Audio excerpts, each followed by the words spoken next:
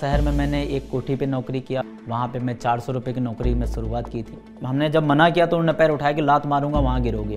देखो वहाँ पर हमें ऐसा लगा कि जैसे हम कुछ नहीं जानते, शून्य हैं। 8 रुपये मेरे पास नहीं थे कि मैं 8 रुपये किलो चावल खरीद लूँ, और 8 रुपये नहीं थे मेरे पास में कि मैं 8 रुपये का आटा खरीद लूँ। मेरी बेटी 18 साल की है और मेरे हालात ऐसे हैं कि मैं उसको 2 रुपये का बिस्किट नहीं दे सकता हूँ। मेरे दोस्त ने छोला दिया था और आटा दिया था, उसी छोले आटे से हम लोग पूड़ी का ठेला लगाने चले थे। मुझे शायद किताब के कोई शब्द याद नहीं है, लेकिन ये शब्द मेरे दिमाग में छप गए। नमस्कार दोस्तों, मेरा नाम रंजीत सिंह है और मैं उत्तराखंड से बिलोंग करता हूं। तो मैं आज नैनीताल मोमोज़ के नाम से अपना एक चेन चलाता हूं और काफ़ी शहरों में मैं इन ब्रांचों को अपनी चलाता हूं। गोवा में है, पटना में है, इलाहाबाद में है और कानपुर में है, लखनऊ में है, इसके अलावा नोएडा में है जहां पर खड़ा हूं। ये सफ़र की शुरुआत हुई थी 1997 से। जब हम पढ़ के यहाँ पर 10वीं मैंने क्रॉस की, पूरी 10 पढ़ लिया मैंने, तो मेरे पापा का कहना था कि मैंने जो मेहनत की, जो भी उन्होंने किसी दूसरे के खेतों में हल जोता और जो पैसा कमा के लाया, जो उन्होंने मेरी फ़ीस भरी, किताबें हम लोग मांग के लाते थे, कुछ बुक पापा खरीदते थे, कभी कभी जूता नए जूते दिला देते थे पापा। तो इन सब चीज़ों से जो हालात, मेरे पापा ने बोला कि मैंने जो भी जितनी मेहनत की, उन मेहनत का फल निकला। मेरा बेटा बिना ट्यूशन के, बिना किसी चीज़ के पास हो गया है। तो ऐसा करते हैं, मम्मी पापा बात कर रहे थे, बोला कि गीता को, रंजीत को पढ़ाते हैं और गीता को नहीं पढ़ाते हैं। मैं ऊपर से नीचे आया, भूख लगी थी, कमरे में खाना खाने जा रहा था। तो ये बात सुनी तो अचानक से रुक गया, दरवाजे के बाहर ही खड़ा रहा। तो मम्मी पापा को ये बात करते हुए सुना तो एक मन को लगा कि मुझे कुछ करना चाहिए शायद। पापा से कहा मैंने कि पापा मैं अब नीचे जाऊंगा। नीचे बोलते हैं हमारे इधर में, पहाड़ में बोलते हैं प्लेन्स को। मेरे पापा ने कहा कि नहीं तो क्या बात कर रहा है, तो छोटा बच्चा है और ऐसे अभी तो कहाँ नौकरी करने जाएगा, ये सब चीज़ें बेटा, और नौकरी तुम्हें पता नहीं कैसी होती है, पैसा कमाने इतना आसान नहीं। तो मैंने पापा को बोला कोई बात नहीं पापा, ऐसा कोई दिक्कत नहीं है, कोई परेशानी नहीं है, लेकिन गीता को हम पढ़ाएंगे आगे। मेरी बहन का नाम गीता है, तो हमने कहा गीता को पढ़ाएंगे। तो मेरे पापा को ऐसा एहसास हुआ कि हाँ, रंजीत ने शायद ये बात सुन ली। चीज़ें कहते हैं कि कभी कभी वो जो एक डायलॉग है, आपने सुना होगा, शाहरुख खान की एक पिक्चर थी ओम शांति ओम में, कि आप शिद्दत से किसी चीज़ को चाहिए तो उसे पूरी कायनात आपसे मिलाने के लिए कोशिश करती हैं। तो वो डायलॉग का कहने का मतलब ये है कि मैं जब सोच ही रहा था कि 2-3 दिन के अंदर मेरी बुआ के लड़के हमारे गांव में पहुंच गए। वो यहीं लखनऊ में रहते थे और लखनऊ में यहाँ पे एक वो था, नाबार्ड बैंक का ट्रेनिंग सेंटर था, वहाँ पे वो काम करते थे। वो लखनऊ से घर पहुँचे तो मैंने उनसे बोला कि भैया मुझे भी लखनऊ जाना है, आपके साथ चलना है और मैं भी कुछ पैसे कमाना चाहता हूँ, घर की ज़रूरतों को पूरा करना चाहता हूँ। मुझे उन्होंने भी समझाया कि बेटा तुम छोटे हो, तुम क्या करोगे, 17 साल की मेरी उम्र थी। तो मैंने कहा चलो ठीक है, कोशिश करता रहा, मैंने हार नहीं मानी, मैं उनको मनाता रहा। आखिर में मान गए। शहर आने से पहले मेरे पापा के 2 शब्द थे जिनको आज भी मैंने गांठ बांध के अपने साथ में रखा है और शायद वो मेरे लिए बहुत अनमोल शब्द थे। मेरे पापा ने मुझसे कहा था कि बेटा कि चाहे मुझे कोई ये बोले कि शिषपाल का लड़का, मेरे पिताजी का नाम शिषपाल सिंह है, तो बोला कि कोई मुझे ये बोले कि शिषपाल का लड़का शहर में प्लेन्स में नीचे, जैसा हमने बोला कि हम प्लेन्स को नीचे बोलते थे, तो बोला कि वहाँ प्लेन्स में जाके किसी का पॉटी उठाता है तो मुझे फ़क्र होगा। लेकिन अगर कोई बोलेगा कि शिषपाल के बेटे ने चोरी किया या कोई चीज़ हुआ तो वो मेरी मौत का दिन होगा। तो ये शब्द मेरे लिए मुझे शायद किताब के कोई शब्द याद नहीं है, लेकिन ये शब्द मेरे दिमाग में छप गए। शहर आया, शहर में मैंने एक कोठी पे नौकरी किया, बी ब्लॉक इंदिरा नगर में मैंने नौकरी किया। वहाँ पे मैं 400 रुपये की नौकरी में शुरुआत की थी। काफ़ी वहाँ पर ऐसे जीवन चल रहा था। भैया जो वहाँ पर थे, अजय वाजपेयी जी हमारे भैया, उनके साथ में उनका महानगर यात्री निवास एक गेस्ट हाउस चला करता था। तो महानगर यात्री निवास गेस्ट हाउस पे मैं सामान लेके जाता था, जैसे कि भैया को चाय पत्ती वगैरह वगैरह, कुछ भी बिस्किट वगैरह, कॉफ़ी वगैरह कुछ भी लेके जाना होता था। तो मैं उनके साथ में दाल चावल वगैरह सब लेके, फिएट गाड़ी उनके पास में थी, उसमें लोड करा के वहाँ लेके जाता था। इत्तेफाक से एक दिन मेरा ये होटल लाइन में, आज मैं नैनीताल मोमो चलाता, तो यहाँ आने का ये जो था एक टर्निंग पॉइंट था। मैं यहाँ पे गया और यहाँ पर एक वेटर जो था, वो जो रूम सर्विस करता था, वो कहीं गया था। तो मेरे को ये बोला कि ये कॉफ़ी रूम तक पहुँचानी है। तो मैं फ़र्स्ट टाइम एक होटल का सर्विस और एक घर में मैं करता था कोठी में, तो वहाँ पे मैं चाय वगैरह बनाता था, चाय नाश्ता बनाता था, सर्व करता, सबको डस्टिंग वगैरह करता था। तो पहली बार मुझे ये बोला, मैंने कहा कैसे ले जाना है, मुझे पता नहीं है। तो श्री राम शेफ थे, उन्होंने बोला कि बेटा तुम इसको ले जाओ और ट्रे वहाँ पे ले जाना, सब कुछ यहाँ पे बना कर रखा है, ट्रे रखना, टेबल पे खाली करना, पहले दरवाजे को नॉक करना, फिर अंदर जाना, टेबल पे सारा कुछ खाली करके ट्रे लेके वापस चले ना, बस इतना ही करना है। मैं वही चीज़ लेके गया, दरवाज़ा नॉक किया। दरवाज़ा नॉक करने के बाद में मैं जैसे ही वहाँ पे पहुँचा तो अंदर से आवाज़ आई, कम इन। मैं अंदर गया, सारा सामान वहाँ पे, कॉफ़ी वगैरह सब कुछ वहाँ पे, पॉट वगैरह, टी पॉट वगैरह सारा वहाँ पे खाली किया टेबल पे, ट्रे लेके वापस आने लगा। तो फॉरेनर थे, पीछे से आवाज़ आई, उन्होंने मतलब कुछ बोला उन्होंने, क्योंकि मुझे इंग्लिश आती नहीं थी तो सवाल ही नहीं कि मैं क्या समझ पाता, लेकिन हाँ पीछे से आवाज़ आई। तो मैंने मुड़ के जब पीछे देखा, तो पीछे जब मुड़ के देखा तो उन्होंने कुछ, वो अलमारी से कुछ निकाल रहे थे। तो मैंने देखा, मैं रुका, तो अलमारी से उन्होंने निकाल के मेरे को 100 रुपये दिए। तो जब उन्होंने मुझे 100 रुपये दिए तो मैं 100 रुपये लेके नीचे आया, मैंने शेफ को दिए। मैंने कहा सर ये 100 रुपये, पहले तो मैंने भैया को दिए जो हमारे अजय वाजपेयी जी थे, उनको 100 रुपये दिए। मैंने कहा भैया ये 100 रुपये वहाँ से उन्होंने कॉफ़ी के दिए हैं। उन्होंने बोला नहीं नहीं बेटा ये तुम्हारा है। तो मैंने सब मजाक कर रहे हैं, मैंने कहा नहीं शेफ साहब आप ले लीजिएगा। श्री राम सर को मैंने दिया, मैंने कहा ये 100 रुपये। उन्होंने कहा नहीं बेटा तुम्हारा है। तो सब लोग बार बार मुझे देने लगे, तो मुझे लगा मतलब ये मजाक कर रहे हैं। तो मैंने कहा सर रखिए रखिए, इसको क्यों रखना, नहीं तो मैं रख लूँगा। तो उन्होंने बोला रख बेटा ये तेरा ही है, इसको टिप बोलते हैं और ये टिप मिलती है। तो ज़रूरतें घर की बहुत सारी थी और जिन ज़रूरतों को पूरा करने के लिए मैं यहाँ पे आया था। 400 रुपये की नौकरी करता था, एक दिन में 100 रुपये मिल गए। तो वो ख्याली पुलाव बोलते हैं ना, शेख चिल्ली वाले ख्याली पुलाव, तो ख्याली पुलाव पकाना। बस वहाँ से घर आए, घर आके रात भर नींद नहीं आई, सपना देखता रहा। मैं एक रूम में गया तो मुझे 100 रुपये मिले।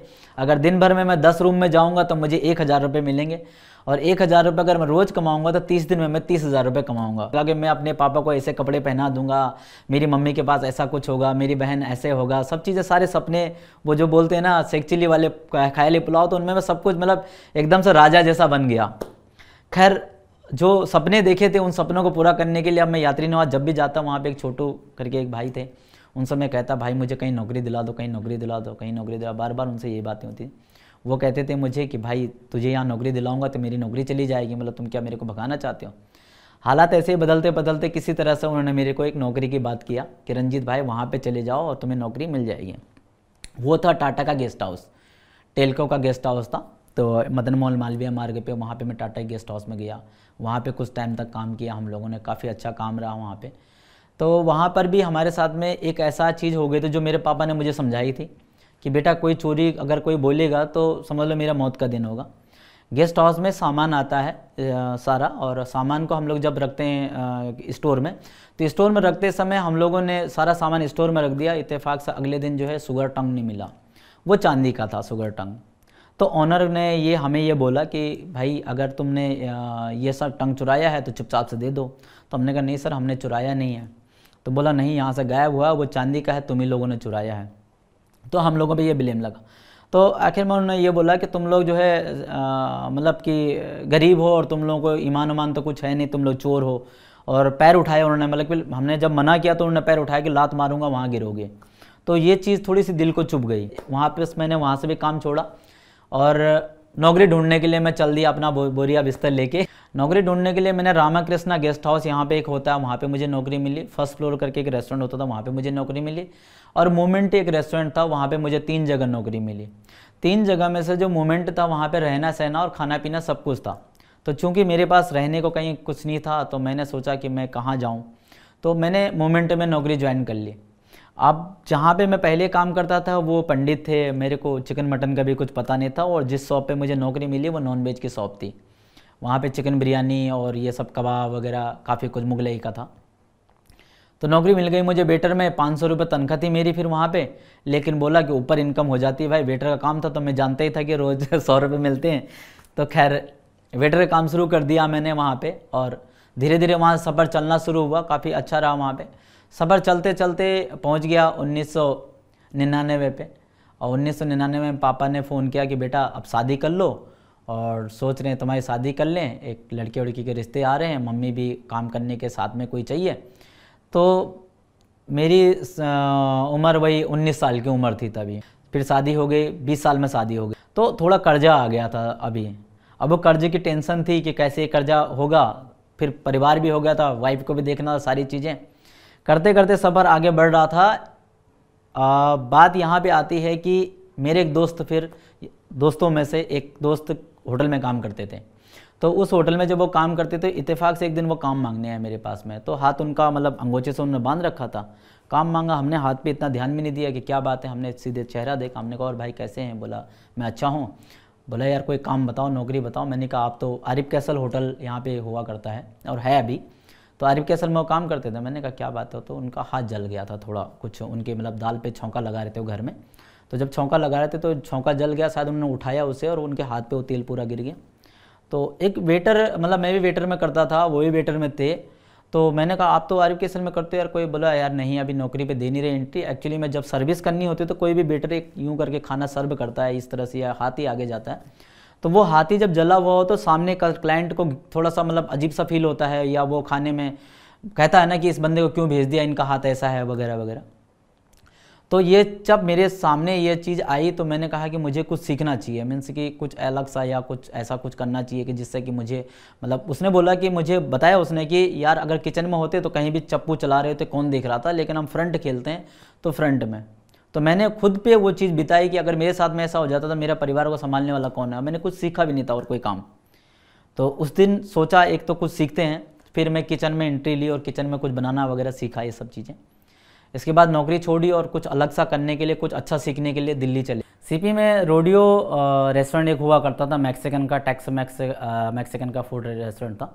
वहाँ पे मुझे जॉब मिली, हेल्पर में हमें जॉब मिली। 2500 रुपये हमारी सैलरी बताई गई वहाँ पे, 2200 या 2500 शायद, मुझे कंफर्म याद नहीं, लेकिन 22-2500 रुपये हमारी सैलरी थी। और वहाँ पे हमें काम मिला। बात है 2005 की बात है ये, शायद 2005 की बात है।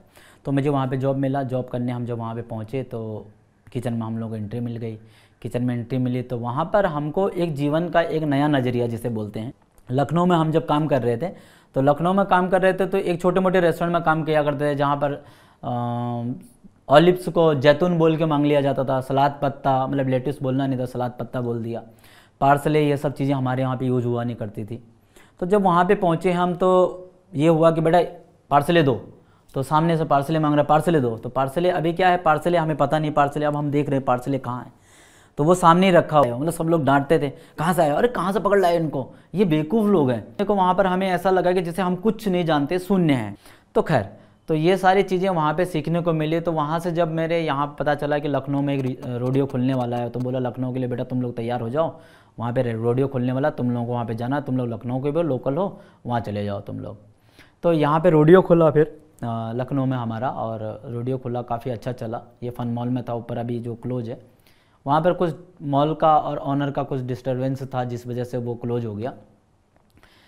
वो जब क्लोज हुआ था उसके बाद का जो वक्त था मेरा, मतलब उस समय तक जब तक रोडियो में कर रहे थे 10-12 हज़ार रुपये हमारा, वो 2500 की सैलरी हमारी हो गई थी, करीब 3000 तक हो गई थी बढ़ते बढ़ते। और 3000 रुपये काम को देखते हुए बाद में हम लोग क्योंकि सीखने लगे तो अच्छा काम करने लगे, और काम में हमेशा ही अच्छा करते थे, तो उस चीज़ से तो सब चीज़ें 10-12 हज़ार रुपये आ जाता था, और मौज मस्ती में लाइफ चल रही थी सब चीज़ें।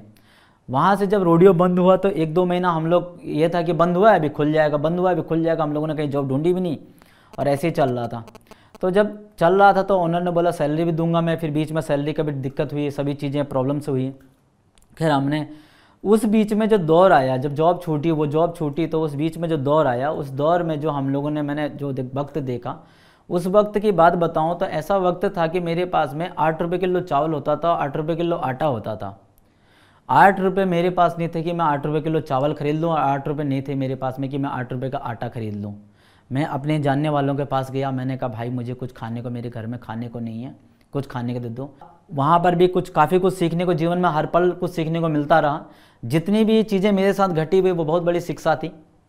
तो खैर मैंने अपनी वाइफ से बोला कि आज कुछ खाने का इंतज़ाम नहीं हुआ, तो मेरी वाइफ ने जो दिन में का जो चावल बना था दोपहर का, वही चावल में थोड़ा चीनी डाला, और शाम मुझसे बोला कि आपके जेब में पैसे हैं। मेरी जेब में 2.5 रुपये था सिर्फ उस दिन। तो 2.5 रुपये लेके मैं बाहर गया, 2.5 रुपये का पराग का दूध मिला करता था।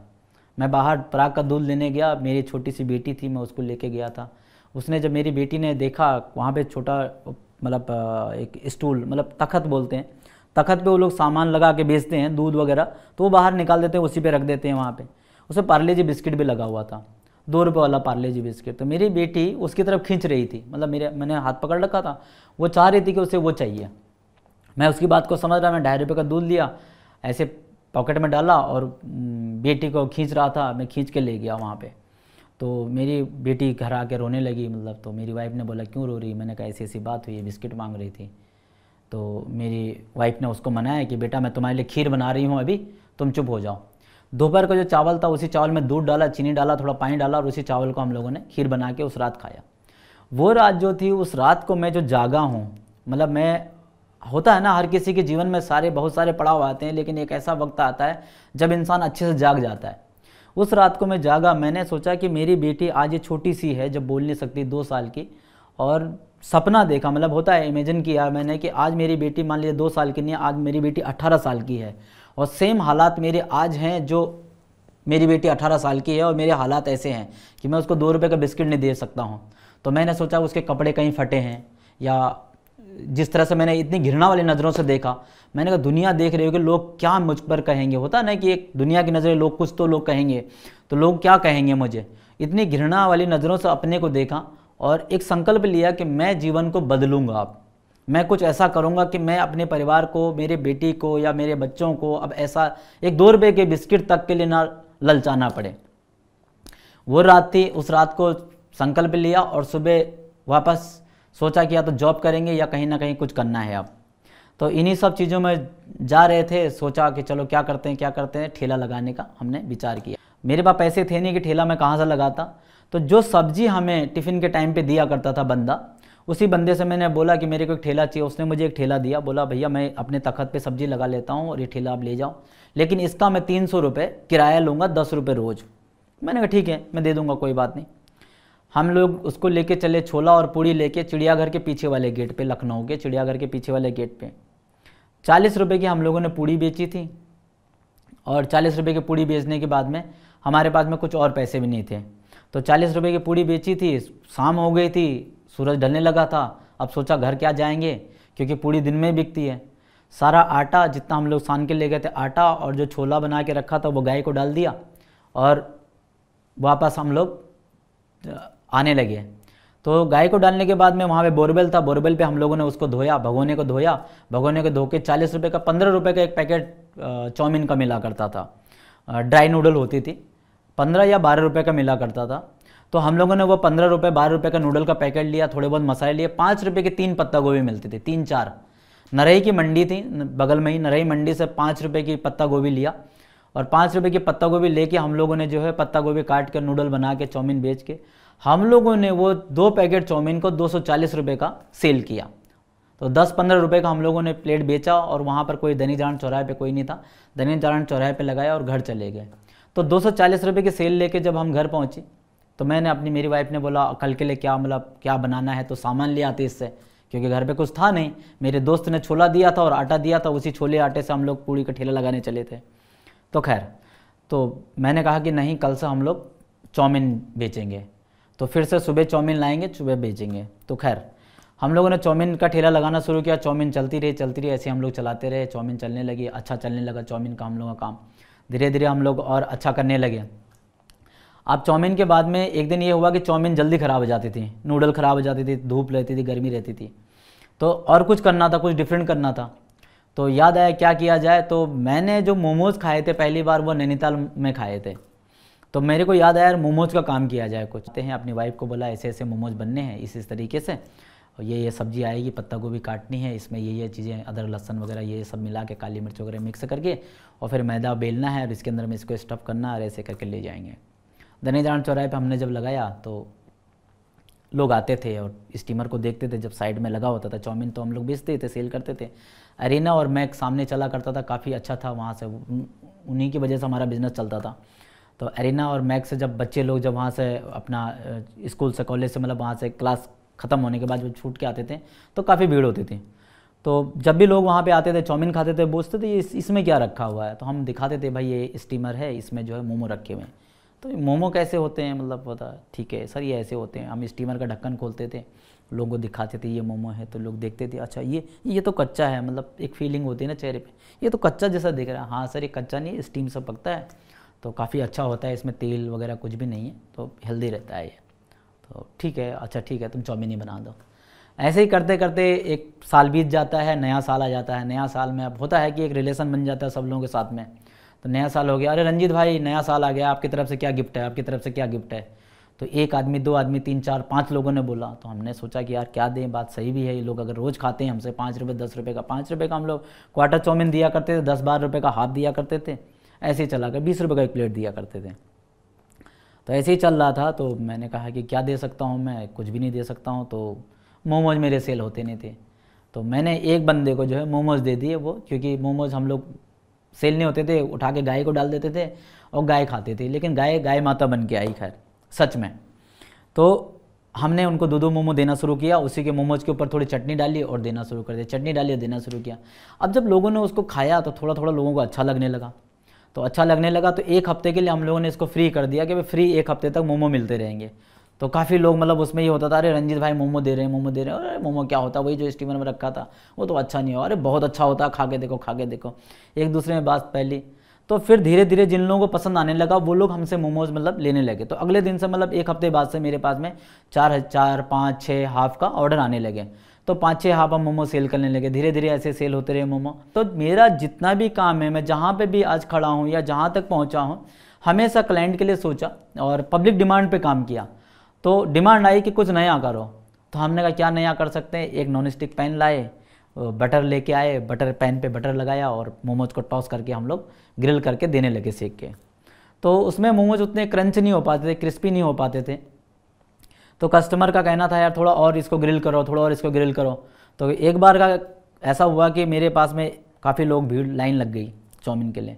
तो जैसे कि मेरे को लगा भीड़ है, तो एक बंदे के मोमो ग्रिल्स कर रहा था, एक ही चूल्हा था, तो उस पर मैं चूल्हे पे मोमो ग्रिल कर रहा था। तो उन्होंने कहा थोड़ा और सेक दो रंजीत भाई, थोड़ा और सेक दो। जब मैं उनको देने जा रहा, जैसे प्लेट में रखने जाता, वो कहते रंजीत भाई थोड़ा और कर लो। इस बीच में जो मेरे और कस्टमर थे उन्होंने कहा भाई बहुत देर लग रही है, वो किसी और ठेले पे खाने चले गए।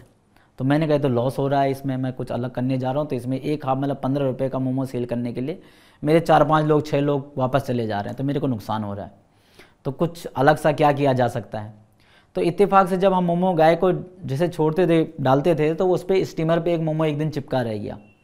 तो कुछ चीज़ें ऐसी होती है ना, कहते हैं कि वो मतलब कुदरत ने कुछ कर दिया। मेरी वाइफ ने घर पे पूड़ी सब्जी बनाई थी, पूड़ी का तेल गर्म था, स्टीमर में मोमो चिपका हुआ था, वो मोमो मेरे बेटे ने गलती से उसमें तेल में डाल दिया और वो फ्राई हो गया। तो मोमो फ्राई हो गया, तो मेरी वाइफ लेके आई, देखो तुम्हारे बेटे के क्या क्या हाल है, ऐसा वैसा उसको डांटा। फ्राई मोमो लेके आए तो मोमो फ्राई हुआ, क्रिस्प हो गया, क्रंच हो गया। हमने कहा तो बड़ा क्रंची हो गया यार, ये कैसे किया। तो बोला वो पूड़ी तल रहे थे, उसी में आपके बेटे ने डाल दिया। अब हमने जो है अगले दिन से फ्राई मोमो जो है कढ़ाई लेके आए, एक छोटी सी फ्राई मोमो करना शुरू कर दिया। अब मोमो फ्राई मोमो देना जब लोगों को हमने शुरू किया तो इतना पसंद आया कि वहीं से मतलब यूँ समझ लिया नैनीताल मोमोज बनना शुरू हो गया। अब इतनी भीड़ लगने लगी कि धीरे धीरे कि काफ़ी अच्छा चलने लगा मोमोज का हम लोगों का काम। अब हम लोग नूडल पे कम फोकस करने लगे, मोमोज पे ज़्यादा फोकस करने लगे। हर साल का हमारा ये था कि कुछ नया करेंगे। फिर एक साल बीत जाता है और हम लोग एक नया मोमो लेके आते हैं। लोगों की पब्लिक की डिमांड थी यार बहुत तीखा होता है, बहुत मिर्चा होता है इस चटनी में, क्योंकि मोमो की चटनी बहुत तीखी होती है। तो कुछ लोग ऐसे थे जिनको कि यार इतना तीखा पसंद नहीं था, तो वो लोग कहते रंजीत भाई यार इतना तीखा बहुत ज़्यादा है, इसको जो है थोड़ा कुछ कम करो। तो वहाँ पर हम लोग एक नया मोमो लेके आए, हमने एक स्वीट चिली मोमो बनाया। एक लाबिराता सॉस होती है जो इटालियन में होती है, तो उस सॉस को हम लोगों ने थोड़ा हनी ऐड किया, उस सॉस सेम सॉस रख के उसमें हनी ऐड किया और उस सॉस को हम लोगों ने मोमोज के साथ में टॉस करना शुरू किया। मोमो फ्राई किए, मोमोज को उसमें टॉस किया, लोग लाइक करने लगे, काफ़ी अच्छा चला। पहली बार टाइम्स ऑफ इंडिया में उसी मोमोज को लेकर छपा था कि मोमोज के साथ में हो रहे हैं एक्सपेरिमेंट। तो ये हमारी ये न्यूज़ थी और लोगों ने बताया मुझे कि यार तुम्हारा नाम उसमें पेपर में आया है। तो इतना वो नहीं था कि हाँ हमारे मेरे क्योंकि जीवन चलाना बहुत ज़रूरी था और एक सपना देखा था कि मैं अपने सर पे छत रखूँ। तो वो छत रखने का एक सपना था कि मैं सर पे छत रखूँ, तो उस चीज़ के लिए जी जान से लगे हुए थे। पेपर वेपर में नाम आया, कोई चीज़ इतना शायद सोचा नहीं, चलो ठीक है आया होगा, लिखा है लोगों ने, कोई बात नहीं है। फिर हमने जब आगे चल के हुआ, फिर एक कुछ उसी के कुछ दिन बाद एक जब हम लोगों का काम अच्छा चलने लगा, इसके बाद में हम ड्रैगन फायर मोमो लेके आए, तो काफ़ी अच्छा होने लगा। तो उसके बाद एक फिर न्यूज़पेपर में लिख आया मेरा आर्टिकल कि एक ठेला ऐसा जिसके बाहर में लगती है BMW और ऑडी कार। तो यही एक टैगलाइन हेडलाइन थी, मेरे को पेपर का नाम याद नहीं है। तो ऐसा कुछ आया था, पूरा बालोड्डे का फोटो, वहाँ बालोड्डे वाले रोड का फोटो आया था और हमारा ठेला उसमें था। मैं और मेरा वाइफ यही बात करते थे कि हम अपना घर बनाते हैं, तो घर बनाने के लिए पैसे कहाँ से, सोचा कि टीन सेट दीवारें खड़ी कर लेते हैं, टीन सेट डाल लेंगे, प्लास्टर व्लास्टर बाद में करेंगे, फर्श मिट्टी की रहेगी, कोई बात नहीं है, लेकिन अपना घर होगा, किराए का नहीं होगा कि हमें जो है आज लाइट क्यों जलाई, आज ऐसा क्यों किया, आज पानी क्यों फेंका, पानी ज़्यादा क्यों चलाया, सारी चीज़ें काफ़ी कुछ मतलब किराए के मकान में होता ही है। तो मेरी वाइफ ने बोला कि मैंने कहा टीन डालेंगे तो छत टपकेगी, टीन टपकता है, सब चीज़ें टपकेगा, ये सब चीज़ें कैसे फेस करेंगे। तो मेरी वाइफ ने बोला मुझे कि तुम खड़े हो ना, तुम और मैं खड़े होंगे बिस्तर उठा के, और तुम मुझे देखना, मैं तुम्हें देखूंगी, यूं ही रात कट जाएगी। तो इतना अच्छा लगा, हम लोगों ने सोचा चलो भाई यही करते हैं। लेकिन परमपिता परमेश्वर का चमत्कार, उसके बाद जो मोमोज़ का काम हमारा चला, मतलब कैसे चला क्या चला मैं नहीं जानता हूँ। मैं दुर्गा सप्तशती का पाठ कर रहा था और ऐसा काम चला कि मैं जिस मकान को टीन सेट डालने की बात कर रहा था, वो मकान मैंने 2 मंजिल बना दिया।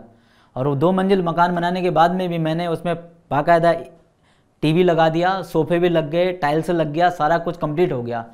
तो इतना चमत्कार हुआ भगवान का, इतना इस तरह से काम चला। और वहाँ से जो सफ़र शुरू हुआ फिर वो आज तक जारी है, चल रहा है सफ़र।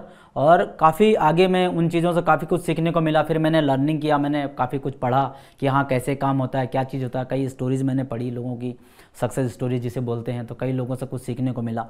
तो जीवन में यूँ ही मिलता रहा और सीखते रहे हम लोग। और आज नैनीताल मोमोज हम लोग 5-6 सिटी में चला रहे हैं।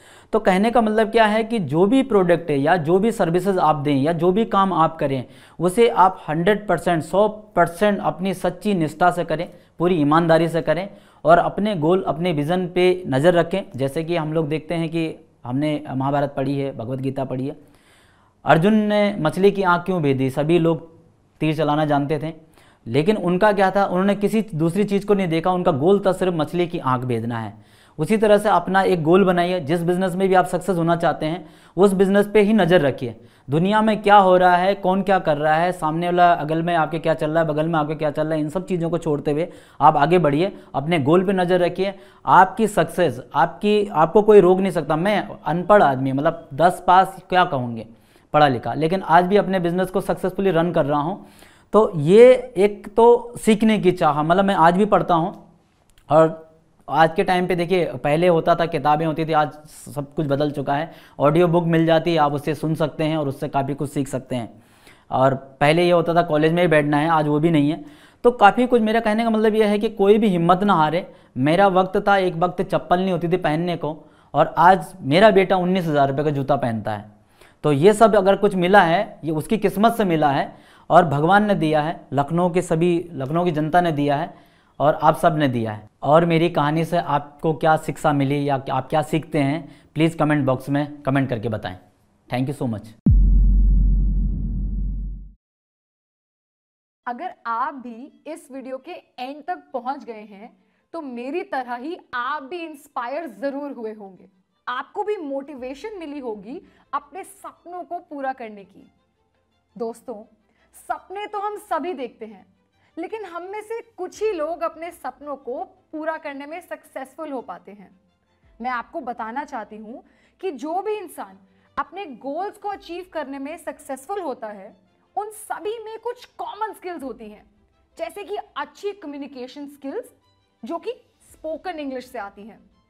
और दोस्तों, हम सभी इस स्किल को मास्टर करके अपनी लाइफ में आगे बढ़ सकते हैं जोश स्किल्स ऐप के साथ। इस ऐप में हम 1 by 1 वोकैबुलरी के नए वर्ड्स, ग्रामर प्रैक्टिसेस, रीडिंग और राइटिंग प्रैक्टिसेस के साथ साथ अपने जैसे अन्य हजारों स्टूडेंट्स के साथ ऑनलाइन इंग्लिश में लाइव बात करके अपनी इंग्लिश को वर्ल्ड क्लास बना सकते हैं। आज ही अपनी सक्सेस की तरफ पहला कदम लें, भारत के नंबर 1 स्पोकन इंग्लिश ऐप जोश स्किल्स के साथ।